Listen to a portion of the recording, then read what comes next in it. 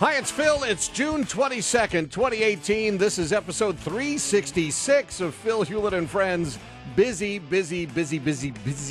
show.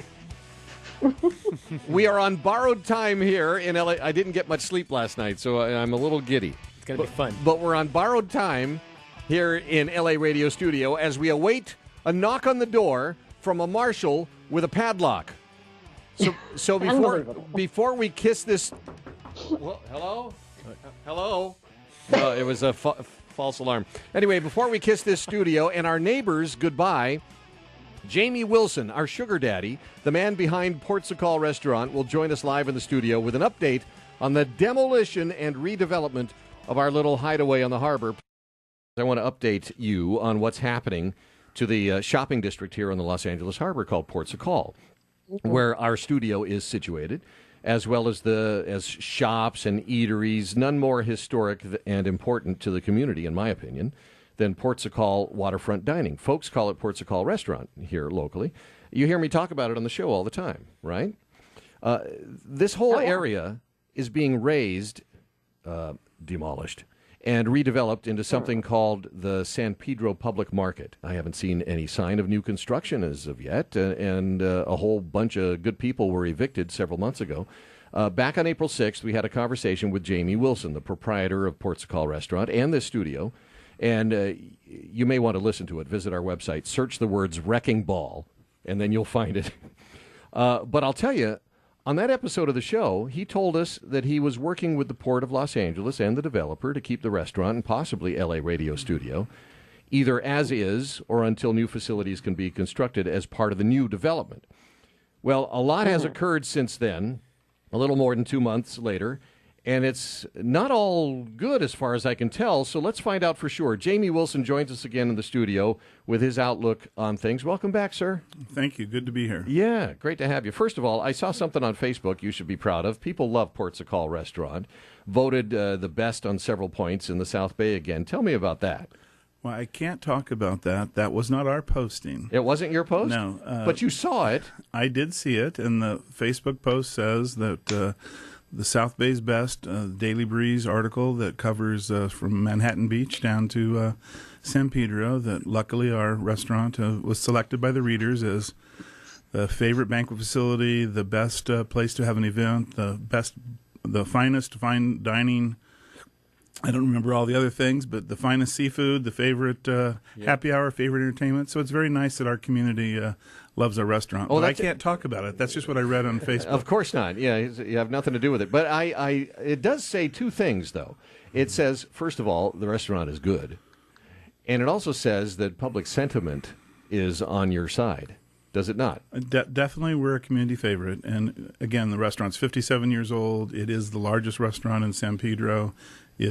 People have celebrated various important family events here for the last 57 years. Yeah.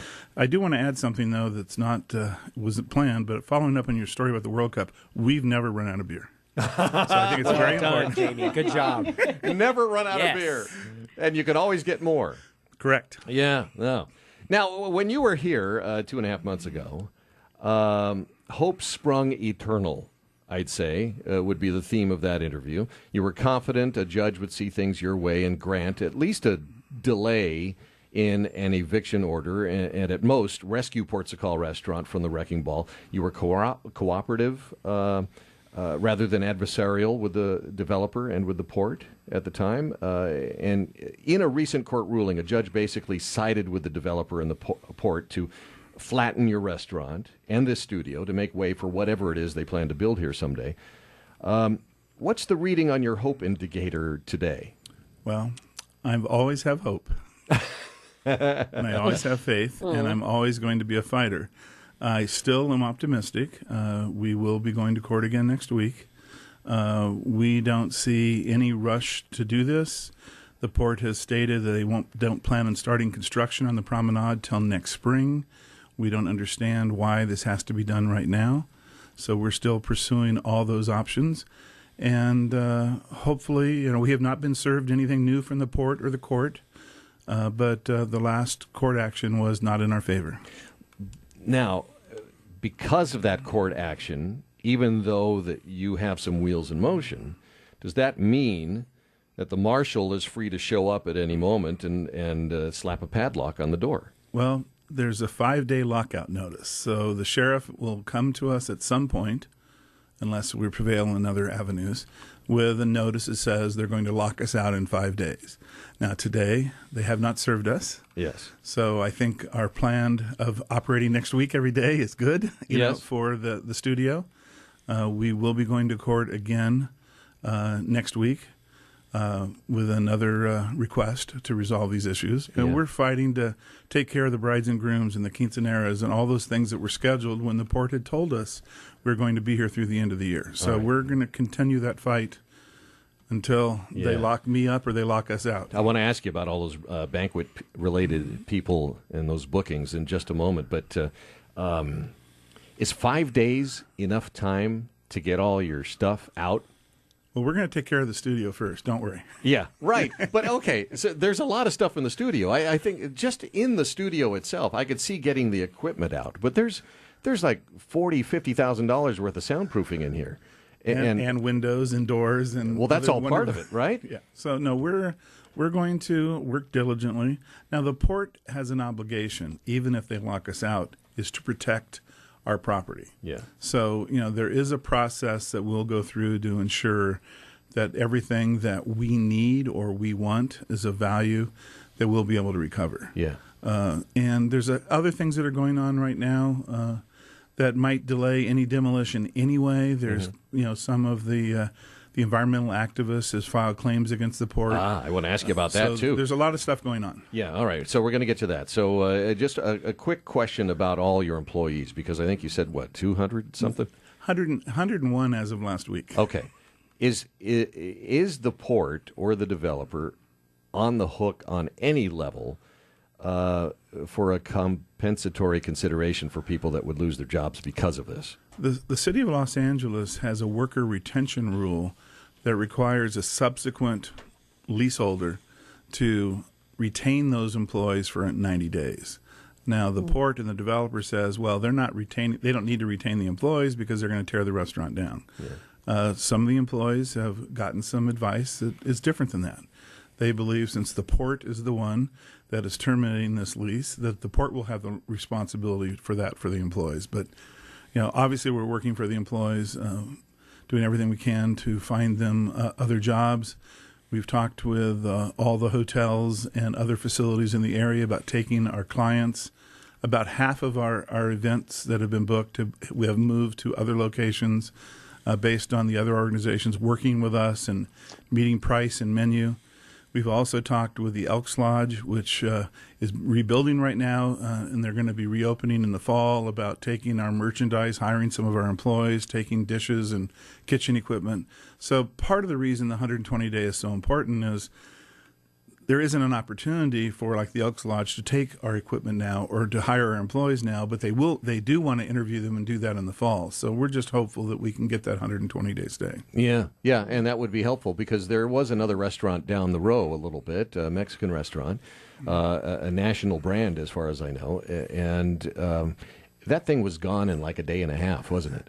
Well, that's again another thing that's so funny. Acapulco Restaurant, who had been here a long time, and basically in 1 week they were gone. So any thought that they need to tear us down now, which will take 1 week, and then they're going to start doing the promenade work 9 months from now, makes no logical sense. Yeah. Now the judge heard that argument, though. Right, and the judge's response was that this is a landlord-tenant eviction case, not a suit for damages. And I don't want to say he suggested we file a suit against the port, but we have not. Now, all the other tenants have. Yeah. All the other tenants have bound together. They've hired a big law firm in downtown L.A., Tom Girardi, who's a very successful attorney. Girardi and Keys, that's the law group, the same one that handled the Aaron Brockovich case. Correct. As well as others. There's a case against Shell Oil and Dole, not far from here. A whole bunch of houses were built on top of a toxic oil field, essentially. So they do these types of things, but it's an environmental case in this case as well. What are we trying to save here in the environment with this case? Well, there's a lot of things. I mean, just outside the studio, as you know, there's 3 trees, which are rookeries, for a whole bunch of migratory birds. And snowy white egrets. That is it. Among them, yes. Are you party to that lawsuit? No. Okay. We have we chose a path, which may have to change now, but we chose a path not to get in litigation with the port or with the developer because they have made commitments to us. And so we're hoping they live up to those commitments. We have been asked by that other law firm to meet and talk to them about it, but we have not been involved in any of these legal matters, suing the port or any of the issues with environmental issues at this point. So your stance still is one of cooperation with the port and with the developer. That is exactly our position at this point. Now, if the port forces us to do something different to protect our employees and protect our guests, we may have to do something different. So, like if the marshal shows up with a padlock and then 5 minutes later a tractor shows up with a swinging ball on it, that would be an aggressive move that would force your hand. That's correct. We have to protect our clients. We have to protect our employees. And obviously, we have to protect our assets. Yeah. All right. At that point, that's when you make the human shield outside of the building. Everybody holds hands and stands there and sings Kumbaya until the wrecking ball goes away, right? Well, and we have several people who have volunteered to chain themselves to the front door. Have you really? We have a documentarian who says he wants to video the entire process. So it will be a fun event. Is that your idea of fun? Well, I can cry every day if I want. And, we have customers who come in at night who are very sad about what's going on, and they cry in our arms. And sometimes Mike and I have a tear and start crying. Yeah. But, this is one chapter in our life. We're going to go forward. We're not giving up. We're fighters. Yeah. No, I get that. And Mike Stark, our executive producer here, who runs the studio, and I do get the sense. I mean, compare your body language and your tone, your tenor, whatever you want to call it, to 2.5 months ago. You may not recognize it, but I do. I think things got real for you at some point. When would you say that date was? They've always been real for me. But I mean, really real. Like, so are you complaining that my posture's not good? No, my shoulders are drooping? No, like, holy crap, real. I think you came into battle with your shield and your sword and all of your wile, and I think you saw a bright light at the end of the tunnel, but that light has dimmed somewhat. No, it definitely has dimmed. Every time we go to court or talk to someone about trying to resolve these issues, it's very disappointing that people who have shared thoughts and said things and all of a sudden withdrew from the assistance. There's still, as I think you're aware, all 3 neighborhood councils are still on record with new motions in the last month about saving the restaurant. As we discussed earlier with that Facebook post that you saw about Portugal Restaurant, the best of the South Bay, I think the community loves us, the neighborhood councils love us, and the last couple of months have been very difficult for employees. And one of the things that I've said to the employees since this first dispute surfaced at the first of the year is I told all the employees, I want you to do what's best for you. I want you to take advantage of any opportunities. I don't want you to pass up anything. We're going to do everything we can for you, but we can't guarantee anything. And no one left, and they all are saying we're going to stay to the bitter end. And I keep saying it's not going to be bitter. There may be an end to this chapter, but there'll be another chapter at some point. Yeah, so you'll be handing out sweets and beer because you don't run out of that. We don't run out of beer. Is it demoralizing at all with phone calls? And I know they must be coming from the wedding planners and the parents of the quinceañeras and the you can't be a parent of a quinceañera, but the parent of a 15-year-old who's going to celebrate her quince, and the brides and all the others who want to book the banquet facilities, who read the articles in the newspaper, and I have to believe call up freaking out. Oh, they do. And Laura, our banquet director, is fantastic. We tell everyone that what we know. We're always hopeful. We refund deposits. We help them with special pricing arrangements at all the other establishments that have agreed, from Long Beach to Redondo to a lot of different places, to give them options. We're happily to refund their deposits. But again, one of the real challenges with the brides and with the quinceanera, they picked this place because of the special place, because of the view, or because of the little garden patio right next to the studio. I mean, there's a reason they're here. It's not just Jamie. It's not just our employees. It's a setting that's been here forever. And a lot of these people, their mother may have been married here. Yeah. Their grandmother may have been married here. So it's, I think I said last time I was on your show, is that we've had people who had their quinceanera here, they got married here, they had their 30th anniversary here, their daughter's getting married here now. Yeah. So it's an institution. We've had an event there as well, my family, Yes. and I've been to others as well, and it's just wonderful.